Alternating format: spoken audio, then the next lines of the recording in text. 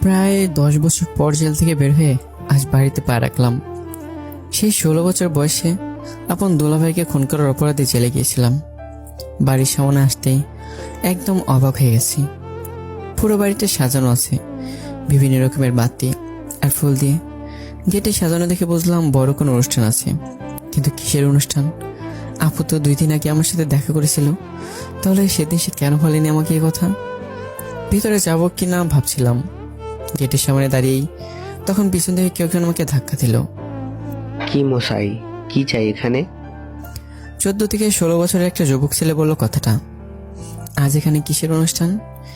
আমার ছোট খালামণি নিহার বিয়ে। ছেলেটার মুখে এমন নিউজ শুনে আমি তো অবাক হয়ে গেলাম। তা আপনি কে, আর এখানে কি চান? আমাকে তুমি চিনবে না? তোমার খালামণিকে গিয়ে বলো তার কলিজা চারা পেয়েছে। মানে কি? যা বলছি তাই করো। আম্মু, আম্মু, নানা ভাই। বলেই চিৎকার করতে করতে বাড়ির ভিতর গেল। মিনিট খানিক পর পরিবারের সবাই এখানে হাজির, শুধু ছেলেটার খালামণি ছাড়া। বাড়ির কর্তা মানে আমার বাবা রায়হান সাহেব আমাকে দেখতেই রেগে বলে উঠলেন, এখানে কি চাই? তোমাদের দেখতে এসেছি বাবা। আপনি কে? আপনাকে তো আমি চিনলাম না। আমি পরিবারের সন্তান। এই পরিবারের সন্তান আজ থেকে 10 বছর আগে মারা গেছে। আম্মুর মুখে এত বড় কথা শুনে আমার চোখের বাদ যেন আর মানছে না। তোমাদের সবার মনে আমার জন্য এখন অনেক রাগ জমে আছে। রাগ তো তার উপর করা যায় যে বেঁচে আছে, মরা মানুষের উপর আবার কিসের রাগ? কথাটা বললেন আমার বড় আপু নীলা। আপনি এখন এখান থেকে যেতে পারেন, বরযাত্রী আসার সময় হয়ে গেছে। ওরা এখানে আপনার মতো খুনিকে দেখলে বিয়ে ভেঙে দিবে। জি অবশ্যই চলে যাব। তার আগে আমি আমার কলেজের টুকরোর সাথে একবার দেখা করতে চাই। কার সাথে? নিহার সাথে দেখা করতে চাই। সে এখন দেখা করতে পারবে না। আপনি এখান থেকে ভালোই ভালো যাবেন। সে এখন দেখা করতে পারবে না। আপনি এখান থেকে ভালোই ভালো যাবেন, নাকি আমি লোক ডাকবো? ডাকতে হবে না, আমি নিজে চলে যাচ্ছি।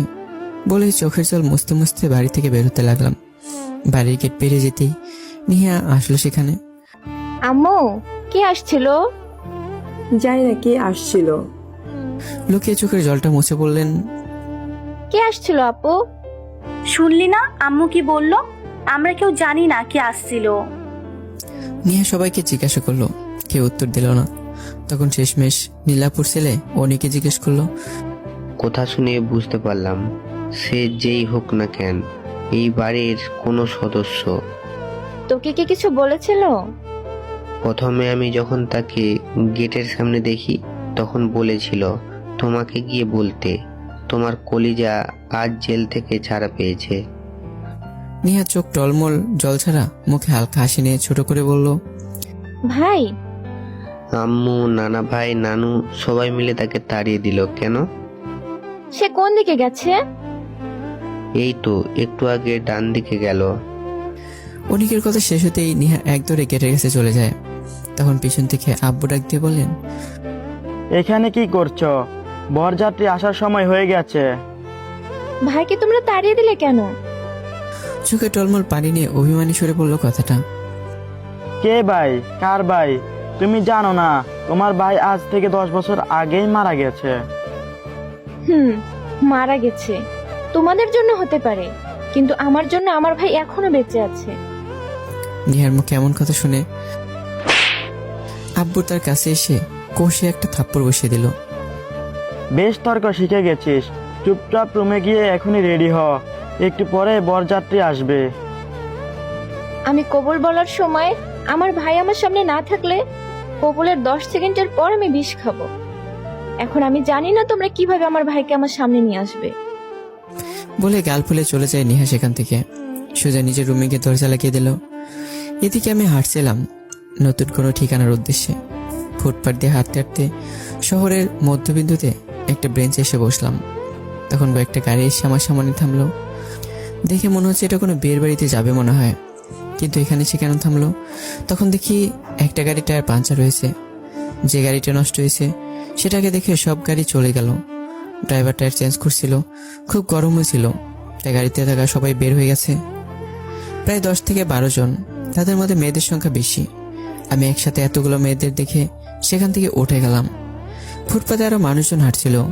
সবার ভিড়ে কাটিয়ে যাওয়ার সময় অনিশেষ অর্থে একটা মেয়ের বুকের সাথে আমার হাতটা লেগে গেল। সরি।